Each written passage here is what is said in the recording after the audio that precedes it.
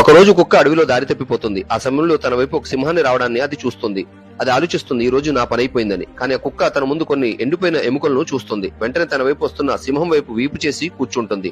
తన నోట్లో ఎండిపోయిన ఎముక ముక్కను ఉంచుకుని నములుతున్నట్లు నటిస్తూ ఇలా గట్టిగా అంటుంది, వా వా, సింహం యొక్క మాంసం చాలా రుచిగా ఉందే, ఇంకొక సింహం దొరికితే తినడానికి భలే ఉండేది. అది విన్న సింహం ఆలోచనలో పడిపోతుంది. అమ్మ బాబాయ్, కుక్క సింహాలను తినేస్తుందే అని అక్కడ నుండి ప్రాణ భయంతో పారిపోతుంది. అయితే ఇదంతా ఒక కోతి గమనిస్తుంటుంది.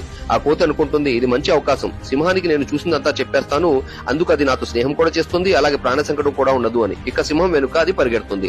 సింహం వెనుక కోతి వెళ్ళడాన్ని కుక్క పసిగట్టేస్తుంది. అటు కోతి సింహానికి జరిగిందంతా మొత్తం చెప్పేస్తుంది.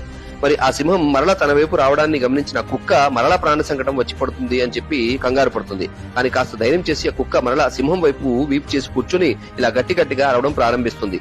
ఆ కోతిని పంపి 1 గంట పైనే అయిపోయింది. పిచ్చిది, ఒక సింహాన్ని వల్ల వేయలేకపోయింది అని.